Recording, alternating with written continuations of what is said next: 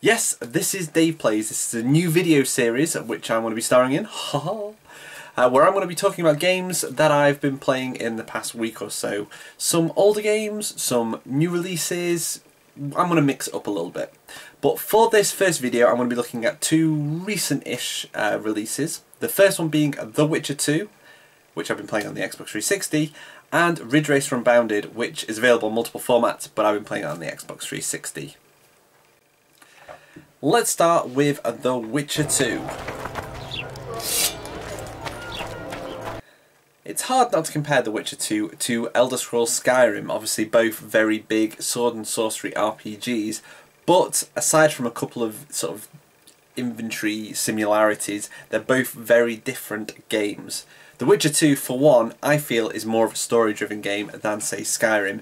The gameplay is a lot linear, but that does mean it can sort of get you involved in the story a lot more than Skyrim can.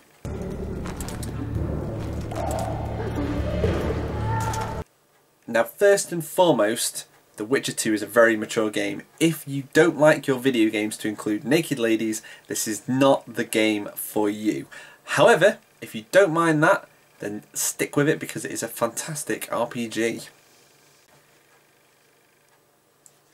The game is played out from a third-person perspective and involves a lot of sword combat and the use of magic, which in this game is called signs. There are various different signs, some that cast sort of fire spells, there's others that push enemies back and off ledges, there are others that are more like traps. Although this game does involve a lot of sword combat, however, this is not a hack and slash game. You do need to time your strikes with precision and make the most of parrying as well, because you will need it.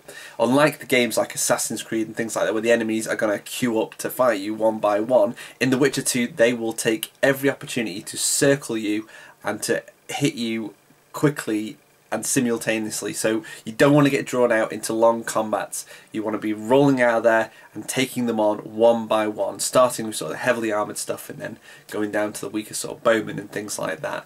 But yes, you can't just hack and slash your way through this game. If you do, you're going to find the game over screen more and more often. Considering The Witcher 2 is a PC port, it still looks fantastic on the Xbox 360, especially when you've installed it onto your hard drive. And again, even though this is a PC port, the controls have been mapped to the Xbox 360 controller perfectly. It just seamlessly fits into your hands and works an absolute treat. Preparation plays a massive key in The Witcher 2 because you don't want to get drawn into big multiple combats where you're constantly surrounded. You need to make sure you're coating your weapons with the right oils, which give you advantages. Some also give disadvantages, but they tend to be outweighed.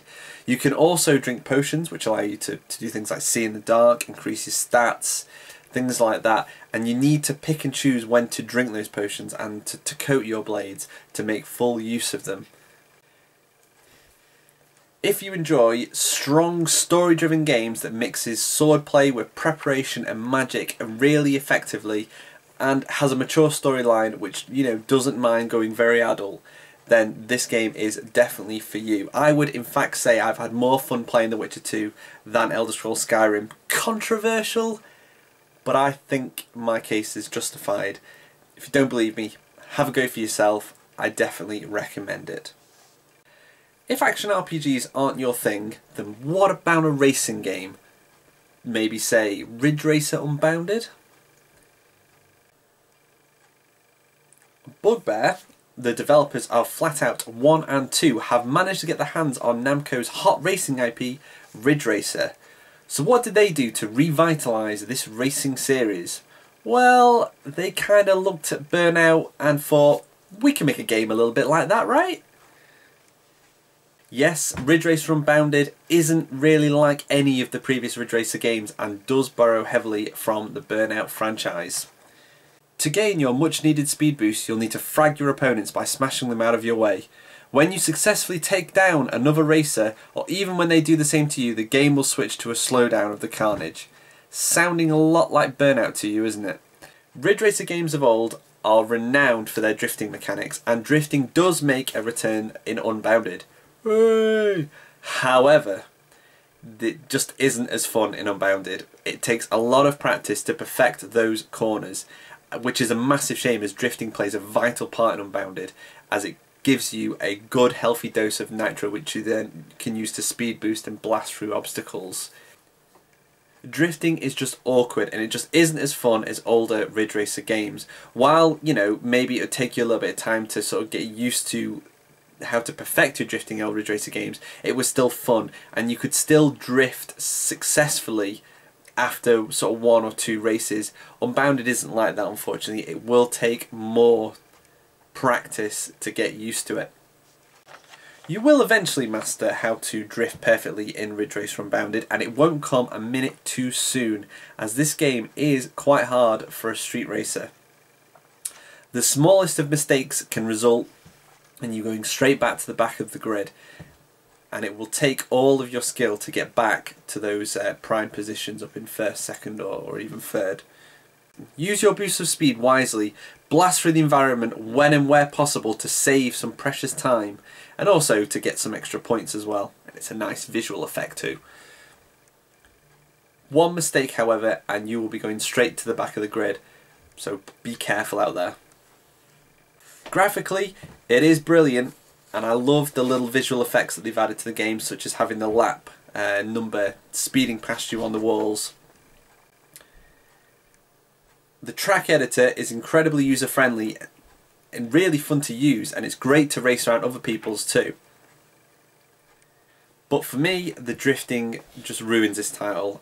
You know, even though I've started to get used to it, you know, with me having quite a few races in it, it's just not as fun as old Ridge Racer games. And if I want to play a game like this, I would rather play sort of Burnout Revenge, Burnout Paradise, as I feel they are the more complete package. Like I say, the track editor is very good, graphically it's very good, the handling of the cars is actually really good, but it's just not as good as the old Burnout titles, and it's not as good as the old Ridge Racer games. So for me, a bit of a disappointment. Thanks for watching this first video of this new series. Look out for more videos soon when I'll be tackling more new releases and some older titles as well. Keep checking out blastprocess.com and also follow us on Twitter, blastprocess.